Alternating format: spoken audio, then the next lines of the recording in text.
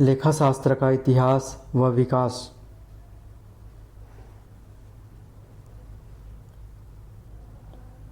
Babylon में लेखांकन। 4000 ईसा पूर्व इस लेखांकन प्रणाली का विकास बेबीलोन में हो चुका था। खोज में मिट्टी की पट्टी का मिलना इस बात का प्रमाण है कि वहाँ पर मजदूरी व करों का भुगतान लेखांकन प्रणाली के माध्यम से होता रहा होगा। ग्रीस में लेखांकन। यहाँ पर आय का आवंटन वितरण हेतु लेखांकन प्रणाली का विकास हो चुका था।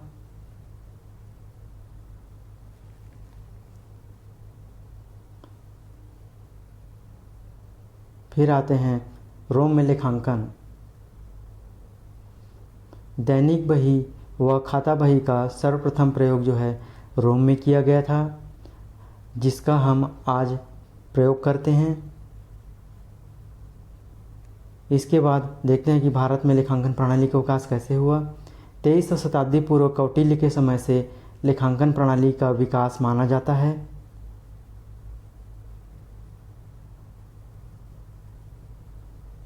लेखाशास्त्र का परिचय। जन्म 15वीं शताब्दी के अंत में हुआ था। जन्मदाता लुकास पेसियोली, ये गणितज्ञ थे। इटली के वेनिस नगर के रहने वाले थे।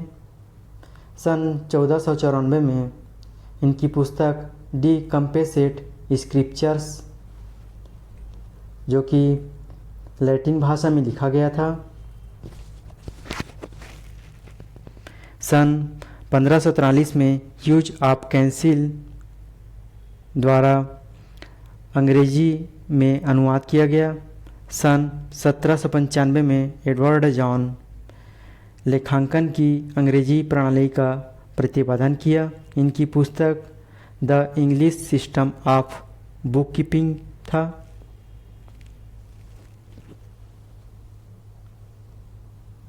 लेखाशास्त्र, लेखांकन व पुस्तपालन में संबंध।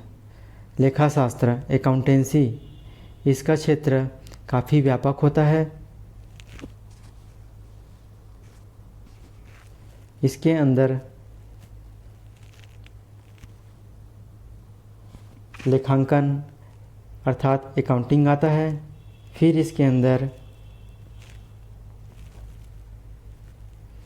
पुस्तपालन अर्थात बुक कीपिंग आता है। इससे समझ सकते हैं कि लेखाशास्त्र का क्षेत्र व्यापक होता है। अर्थ। लेखाशास्त्र अर्थात अकाउंटेंसी सभी प्रकार के लेखों का शास्त्र है। निश्चित नियम व सिद्धांत पर आधारित होता है।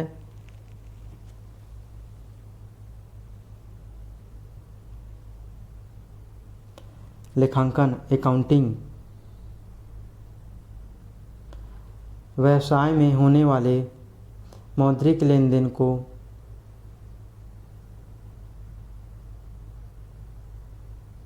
चार स्तर में बांटते हैं। पहला है सर्वप्रथम दर्ज किया जाता है। दूसरे में उसके बाद उसका वर्गीकरण किया जाता है। तीसरे में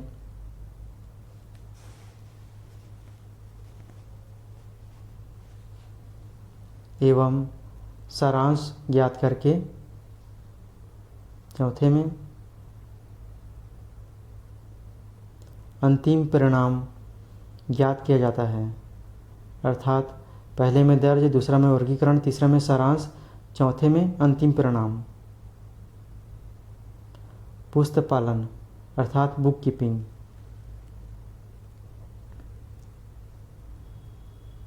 पुस्तधन पालन। पुस्तक का अर्थ होता है पुस्तक और पालन का अर्थ होता है रखना अर्थात हिसाब किताब की पुस्तकें रखना। ये पुस्तकें कौन कौन सी हैं देखते हैं।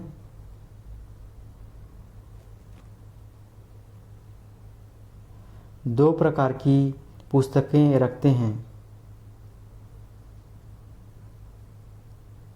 पहला है नकल बही अर्थात दैनिक बही या जनरल भी इसे कहते हैं।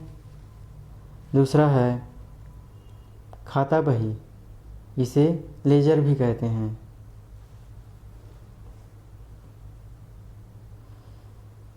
व्यावसायिक लेन देनों को दर्ज करने की कला है।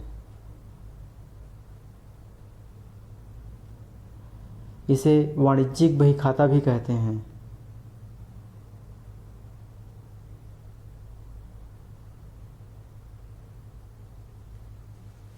महत्वपूर्ण बिंदु लेखांकन अकाउंटिंग। लेखांकन एक प्रक्रिया है।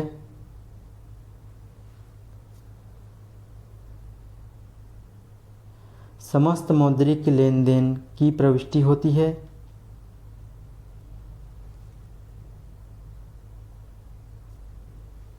सर्वप्रथम दर्ज किसमें, जनरल या नकल बही, सहायक बही में।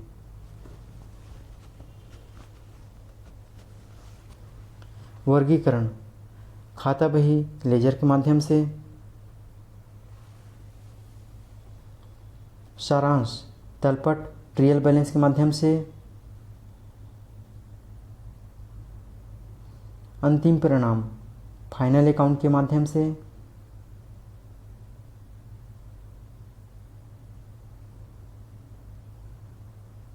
यह 3 प्रकार के हैं।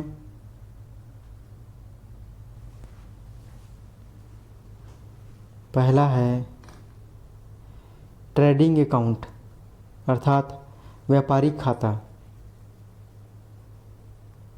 दूसरा है प्रॉफिट एंड लॉस अकाउंट अर्थात लाभ हानि खाता। तीसरा है बैलेंस शीट अर्थात चिट्ठा। पुस्तपालन और लेखाकर्म में अंतर। पुस्तपालन बुक कीपिंग, लेखाकर्म अकाउंटिंग।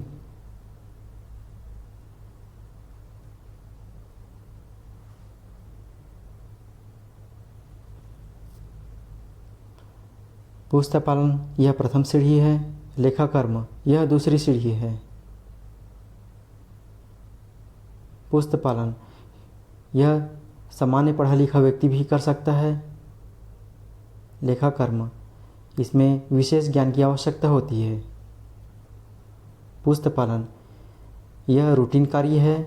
लेखाकर्म इसमें विश्लेषणात्मक प्रक्रिया से गुजरना पड़ता है।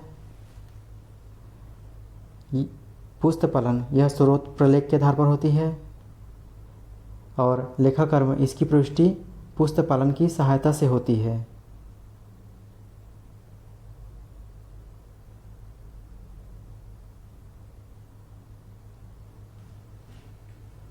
लेखांकन की प्रक्रिया, इसको चार्ट के माध्यम से समझेंगे हम लोग।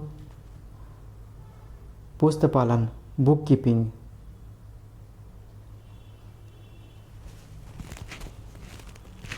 इसमें पहला स्तर पहचानना। किसको पहचानना, मौद्रिक लेन देन को। और दूसरा स्तर क्या था, प्रविष्टि। किसकी प्रविष्टि, प्रारंभिक लिखित पुस्तक में। यह कौन सी पुस्तक है, जनरल सहायक बहियाँ। फिर आते हैं तीसरे स्तर में वर्गीकरण। किसके माध्यम से करेंगे, मुख्य प्रधान पुस्तक में। कौन सी है ये, खाता बही लेजर। तीनों स्तर से गुजरने के बाद जो चौथा स्तर है वह लेखांकन अकाउंटिंग में आता है।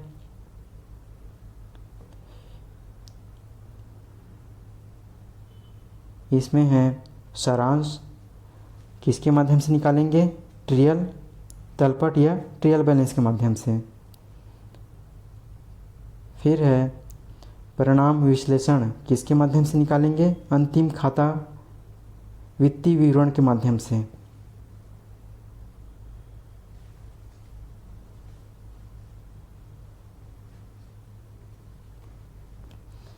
अब देखते हैं प्रविष्टि। जनरल, नकल बही, रोजनामचा, सहायक बही, ये सभी एक ही शब्द है। प्रारूप, जनरल, आप जिसका जनरल बनाएंगे उसका नाम आएगा।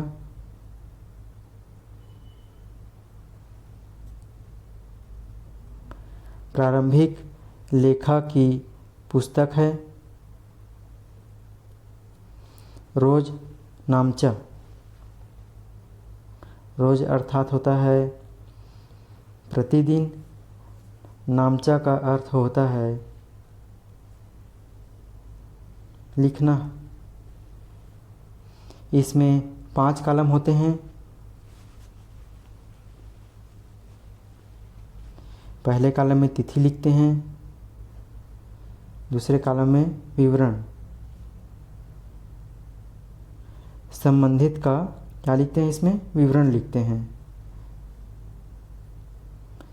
एलएफ, इसका अर्थ होता है लेजर फोलियो। इसमें लेजर का पृष्ठ नंबर लिखते हैं। एग्जाम्पल, राजू ने नगद से व्यापार प्रारंभ किया। यह कितने रुपए का था? 10,000 रुपये का।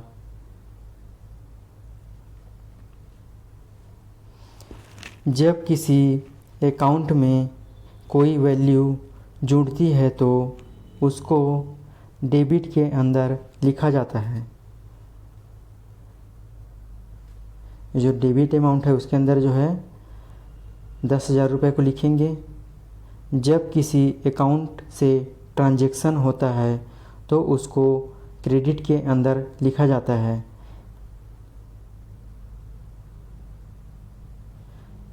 जो 5वां नंबर का कॉलम है क्रेडिट अमाउंट, उसमें 10,000 रुपये को लिखेंगे। फिर वर्गीकरण में आते हैं।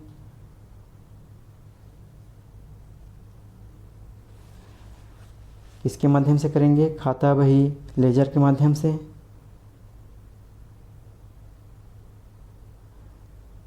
इसमें डेबिट तरफ टू शब्द का प्रयोग करते हैं।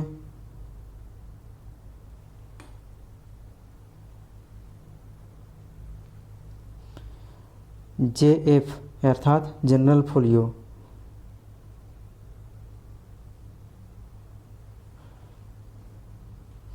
क्रेडिट तरफ में बाई शब्द का प्रयोग करते हैं। JF, इसमें भी क्रेडिट साइड में जनरल फोलियो नंबर आता है।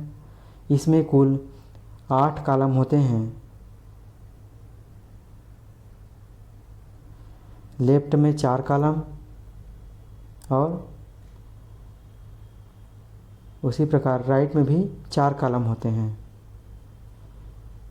यह 2 भागों में विभक्त होता है, डेबिट और क्रेडिट। सारांश, सारांश कैसे निकालते हैं, किसके माध्यम से निकालते हैं देखते हैं। इसमें तलपट ट्रियल बैलेंस के माध्यम से सारांश निकालते हैं। ये इसका प्रारूप है। इसमें 4 कॉलम होते हैं। पहले कॉलम में इस स्तंभ में विभिन्न खातों के नाम लिखे जाते हैं जिनके शेष खाता से लाए जाते हैं। शेष को इस खाता में लाए जाते हैं।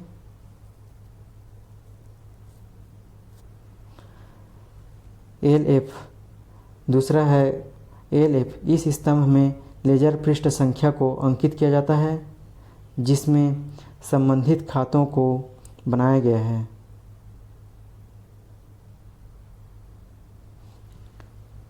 तीसरा है, इस स्तंभ में लेजर से लाए गए डेबिट योग शेष के राशि का उल्लेख किया जाता है।